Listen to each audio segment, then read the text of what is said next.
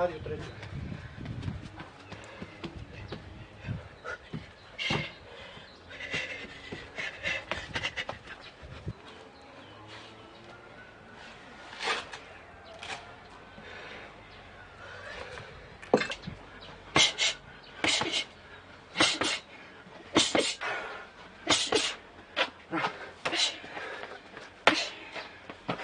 Zovem se Lejla Semenić, imam 13 godina, od svoje 8. godine sam u kickboksu. Pretežno je krenulo jer ja sam imala veliku kilažu. Ja sam to od uvijek željela da skinem tu kilažu. I također moj trener sadašnji Ako Artuković, on je sve to pokrenuo. Ja sam radi njega krenula da treniram. Na početku niko nije vjerovao da ću uspjeti u ovom sportu, jer sada kažem nisam bila ni za jedan sport i jednostavno isplivalo to moj talent. Pa 2 puta sam balkanska prvakinja, također vice prvakinja Evrope, 5 puta vice prvakinja države.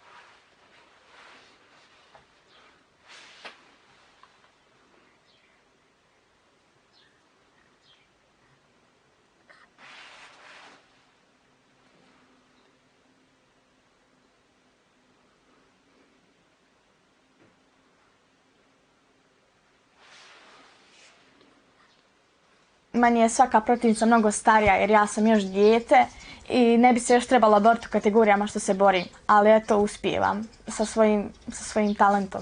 Dosta tih takmičara ima koji ne uspiju u svojim borbama, ali dođu sa velikih i prostranih zemalja, to jeste daljnjih. Mi se sa njima borimo, to jeste moramo da izborimo jer mi se borimo za našu državu BiH. I sve rezultati koji donesemo, ponosimo se jer donosimo u svoju državu. Kada počneš, tu si samo ti, tvoj trener i ta protivnica i ćošak ringa. Tu nema nikog, ne prepoznaješ ni glasove ni ništa. Tu protivnica kada prvo kreneš u meč i razmišljaš, to jeste posmatraš kakva je protivnica, ako je jača ti moraš da kreneš na nju, da nešto poduzmeš i u mozgu sebi odmah razdvajaš šta ćeš i kako ćeš da uradiš. Oni su jedini koji znaju šta se dešava, oni su moji drugi roditelji i znam da je to moj drugi dom.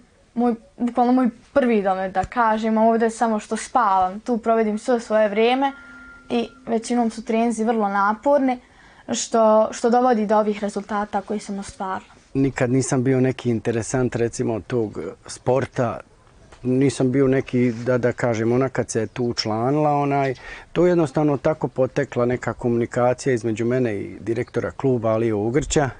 Jednostavno pomalo smo počeli komunicirati, druženje neko i tu je onda došla ponuda od direktora da ja uđem u klub i da budem predsjednik da bi tu malo bolje nekako profunkcionisalo. Mi non stop potenciramo i tako neke stvari govorimo da bi se što više roditelja trebalo uključiti, ne zbog neke financijske, nego samo moralne stvari da dođu, da vide svoje dijete, kako mi radimo s tom djecom, kako djeca rade s nama. Sad je to život 24 sata.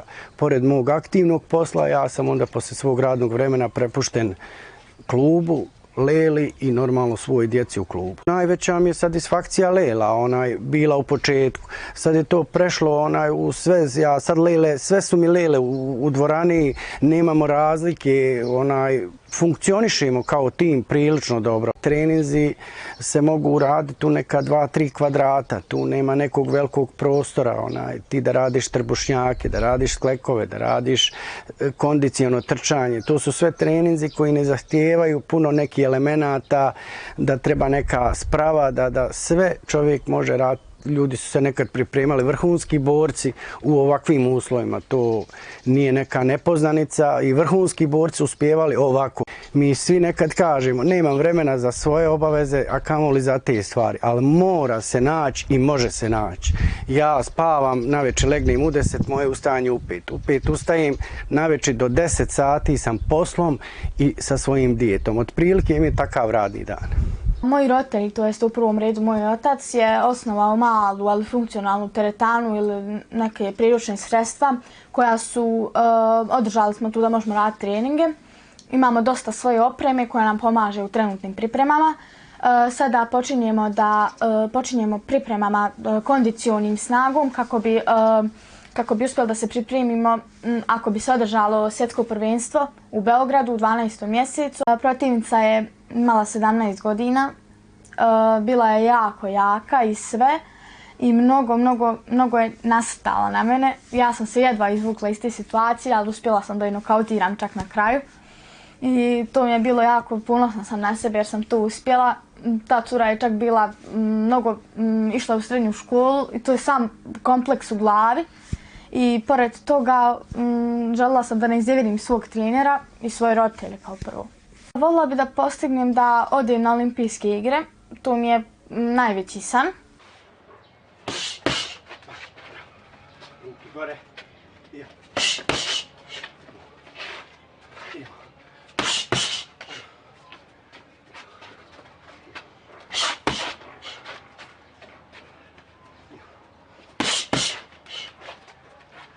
Dva direktno. Prvi. Bolje.